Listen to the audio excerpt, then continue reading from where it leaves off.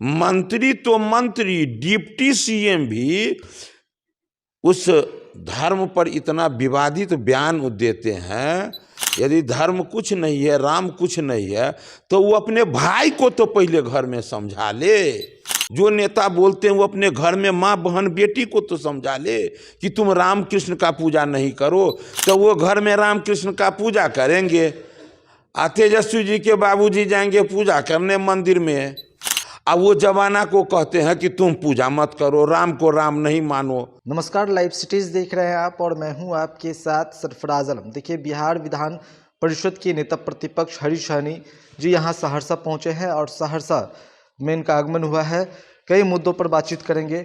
Sir, अभी तो फिलहाल मंदिर की एक जो बयानबाजी का सिलसिला है वो अभी चल रहा है। शिक्षा मंत्री एक बार फिर जो है विवादित बयान जो है मंदिर पर दे दिए हैं, क्या कुछ?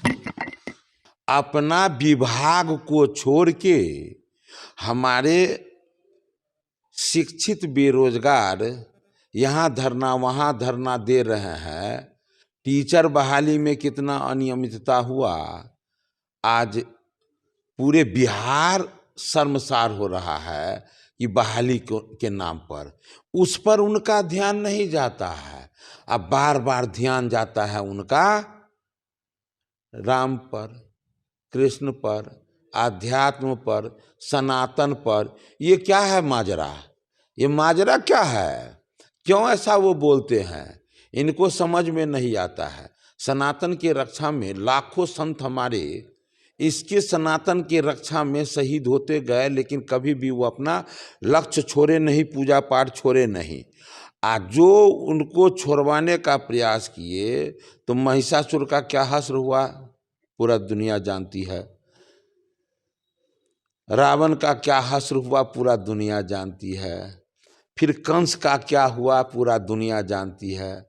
तो जितना विरोध करने वाले हुए सबका हश्र सब जानते हैं।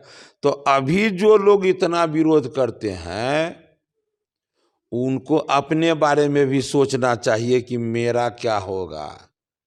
और जो शिक्षा वो आपके जरिए समाज को देना चाहते हैं वो पहले अपने घर को क्यों नहीं देते हैं? मंत्री तो मंत्री, डिप्टी सीएम भी उस धर्म पर इतना विवादित बयान देते हैं। यदि धर्म कुछ नहीं है, राम कुछ नहीं है, तो वो अपने भाई को तो पहले घर में समझा ले। जो नेता बोलते हैं वो अपने घर में माँ बहन बेटी को तो समझा ले कि तुम राम कृष्ण का पूजा नहीं करो, तो वो घर में राम कृष्ण का पूजा करेंगे। तेजस्वी जी के बाबूजी जाएंगे पूजा करने मंदिर में, अब वो जमाना को कहते हैं कि तुम पूजा मत करो, राम को राम नहीं मानो। तो आप बताइए, ऐसे नेताओं पर लोग को भरोसा होगा क्या? इनके नाम पर वोट क्या कुछ भी देने के लिए लोग तैयार होंगे क्या? कैसे चाह रहे हैं कि भाई हम सत्ता में कैसे मजबूती से बैठे रहे? जब भैया आध्यात्म का इतना विरोध करोगे, झूठा बोलोगे, सब प्राणी मिल के जाओगे पूजा करने, दूसरे को मना करोगे, ये कौन सा साजिश है? इसलिए उन लोगों को ऐसे ही लगता है। ये लोग कहते हैं कि ये राजनीति के कारण, वोट के कारण ये जो है सो वहाँ मंदिर में सो इतना ये हंगामा मचा रहे हैं। और हम कहते हैं कि आज़ादी के बाद आपको 60 साल तक मौका मिला ये काम करने का। उस राम जन्मभूमि पर रामलला का मंदिर स्थापित करने के लिए, उस वहाँ प्रतिमा स्थापित करने के लिए 60 वर्षों तक आपको मौका मिला, आपने वो काम किया नहीं। ये 10 साल के नरेंद्र भाई मोदी जी के कार्यकाल में, उनके नेतृत्व में यहाँ मंदिर का निर्माण होता है, तब वो कह रहे हैं वोट के लिए कर रहे हैं। इन लोगों को जब कुछ समझ में नहीं आता है तो उल्टा सीधा जो मन होता है बोल रहे हैं। बिहार में एक बार फिर चर्चा होने लगी है पीएम फेस के लिए नीतीश कुमार को लेकर, क्या कहिएगा? ये किनको चर्चा होने लगा है माथा में? माथे में किसको ही आने लगा है? केवल और केवल नेताओं को। जनता को क्या हो रहा है सो तो आपके जैसे जाते हैं मीडिया के साथी, ऐसे माइक बढ़ाते हैं किसी सब्जी बेचने वाले, फल बेचने वाले, मछली बेचने वाले, सतुआ बेचने वाले, छोला भटूरा बेचने वाले, जिनको भी आप माइक लगाते हैं तो कैसे तिलमिलाता है, जैसे लगता है वीर भगत सिंह, चंद्रशेखर आजाद का आत्मा उसमें प्रवेश कर गया है। इस तरह बिनबिना के बोलता है, पूछता है कि इस बार देश में कौन बनेंगे प्रधानमंत्री, तो मोदी मोदी मोदी मोदी चिल्लाने लगता है। तो नेता के कहने से प्रधानमंत्री तय होगा या कि जनता के कहने से? तो जनता तो मोदी मोदी चिल्ला रहे हैं, इसलिए उन लोग को चिल्लाने दीजिए।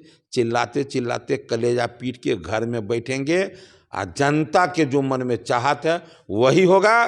दुनिया के सबसे लोकप्रिय नेता, गरीबों के मसीहा, भारत के यशस्वी प्रधानमंत्री, तीसरी बार प्रधानमंत्री बनेंगे, ये तय है। तैयारी अरे भाजपा के नेता नहीं, देश की जनता तैयारी पूरा कर लिए हैं। 24 में पूरा एकदम ये हम लोग देखिए, भारतीय जनता पार्टी के नेता कहते हैं वो केवल मत सुनिए, अब जनता का सुनिए। और केवल बिहार में और यूपी में नहीं सुनिए, पूरे देश भर का आवाज देखिए, एक ही आवाज है, नरेंद्र मोदी। निश्चित रूप से वो तीसरी बार आ रहा है।